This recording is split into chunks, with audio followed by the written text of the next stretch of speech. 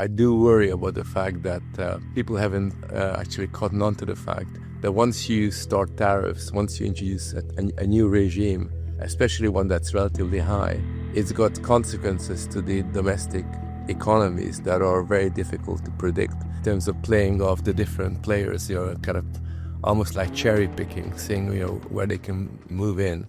So moving on, today, as we're recording this on the Wednesday, it's been announced as what Trump's calling Liberation Day, which is the day that they've promised many tariffs are going to go into effect. In Europe, there's been, and among EU circles, there's been quite a debate about how to respond, whether with tariffs of their own. One interesting piece of commentary, I think, seems to be the fact that the European Central Bank and figures around the European Commission are keen not just to kind of respond to this as an economic trade war, but as a political one. And so they talk a lot about sending a strong message and taking what are explicitly political stances on this to try and kind of push back against Trump. I mean, the tariffs, we've said this before on the podcast, Frank, tariffs are obviously going to be quite painful for Europe, and was a danger that reciprocal tariffs make it even worse. But what have you made as much of the economics of it, which we could get into, but just the political reaction to this escalating trade war? Well, I think on both sides there's been a unfortunate tendency to interweave politics into trade relations. So Trump has told the British that any kind of deal they make will be contingent on Britain doing something about the freedom of speech. Which I think is an unnecessary intervention in the domestic affairs of a different country. And Europe is doing the same thing big time by essentially trying to suggest that its reaction to what's going to happen in America is going to be highly politicized. So a lot of the European politicians are making the point that if they are going to have new trade deals and new tariffs, then they're going to try to use tariffs here in Europe in such a way that it's directed at goods which basically are produced in states that are Republican.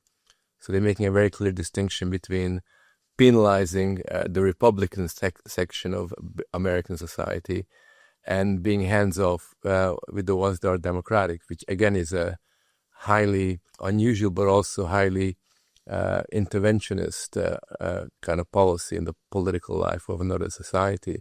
So in both cases, I think there's an immaturity that's attached to these kinds of negotiations, and I do worry about the fact that people haven't actually caught on to the fact that once you start tariffs, once you introduce a new regime, especially one that's relatively high, it's got consequences to the domestic economies that are very difficult to predict and can have especially in the short run, very destructive outcomes.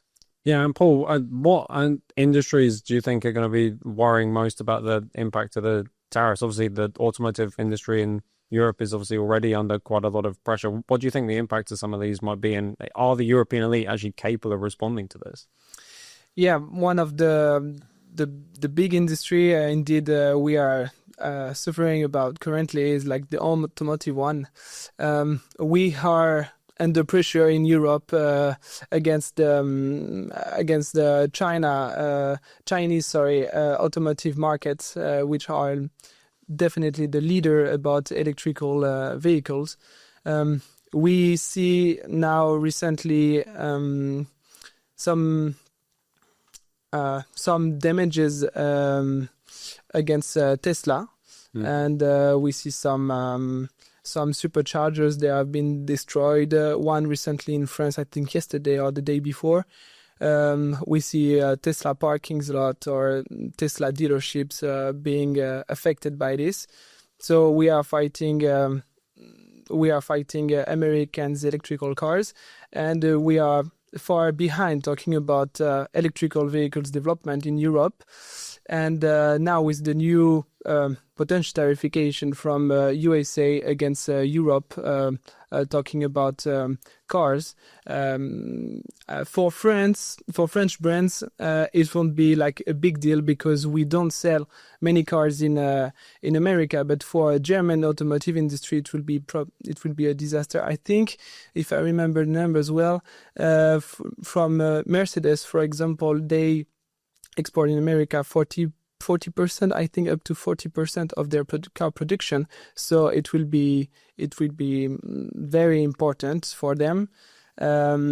So yeah, from Chinese side about electrical vehicles, and if we can't even sell anymore our own vehicles in America, it will be difficult. Yeah, and Frank, I mean, you touched on this, but one of the things that really seems to stand out is the lack of kind of political or financial maturity, maybe even on both sides of the debate. So on the one hand, you've had European officials complaining that Trump said, right, you got to buy more American natural gas and oil products and things like that. And so they've gone out and tried to arrange trade deals, and then they can't even find the right person to talk to because the Trump administration is kind of so chaotic. And then at the same time, the European officials are complaining about tariffs, but saying that then taking increasingly heavy action on American tech companies, which everybody knows is one of the key focuses of American trade policy, and has been one of the things they've clearly set out. So is there this kind of lack of maturity on both sides?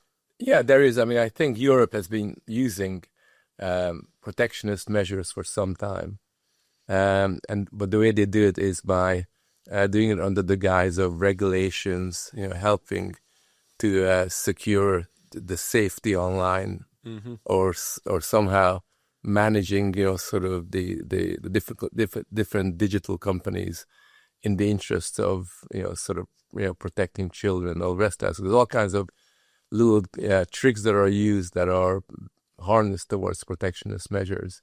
And I think America has been doing the same thing. So there's, in one sense, this is nothing new, but what is new is, when tariffs are almost discussed as an end in themselves.